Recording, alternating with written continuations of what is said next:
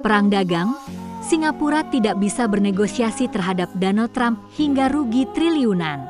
Jadi teman-teman ya, sebelumnya ya Donald Trump itu kan mengenakan tarif yang sangat besar bagi negara-negara di seluruh dunia. Indonesia sampai kena 32%. Tapi kemudian dapat harga promo, diskon menjadi cuma 19%. Terus ternyata setelah ditandatangani ada beberapa komoditas kita yang justru malah 0%. Komoditas unggulan lagi yang 0%. Ada kelapa sawit, ada coklat, ada kopi. Waduh, tambah cuan Indonesia nih. Ternyata nggak lama setelah itu, ketika Indonesia tambah cuan, lu tahu nggak apa yang terjadi dengan negara tetangga kita, Singapura? Ternyata negara Singapura itu kena tarif 10% guys. Jadi ini terjadi di tahun 2025. Dan mereka merasa, wah kita menang nih, Indonesia rugi nih. Indonesia kan 19%, Singapura 10%. Harusnya Singapura tambah untung, Indonesia tambah menderita. Tapi fakta berkata lain.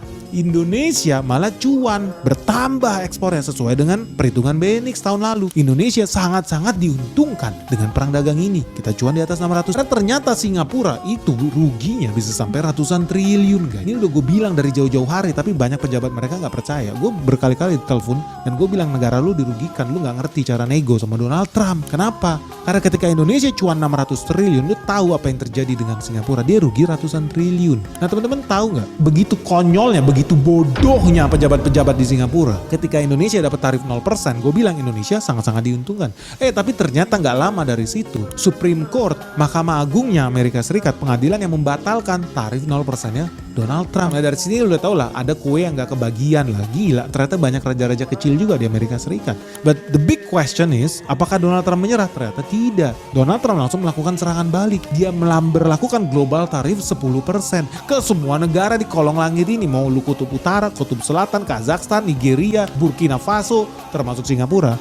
Global flat tarif 10%. Nah melihat kenyataan ini Singapura, mereka happy, party-party. Wah negara kita gak berdampak nih, kenapa? Ada gak ada tarif baru Donald Trump, global tarif 10%. Negara Singapura ya tarifnya sama-sama baik, sama-sama aja guys. Memang mereka dapetnya 10%. Ketika Indonesia 19%, zaman dulu 2025, Singapura 10%.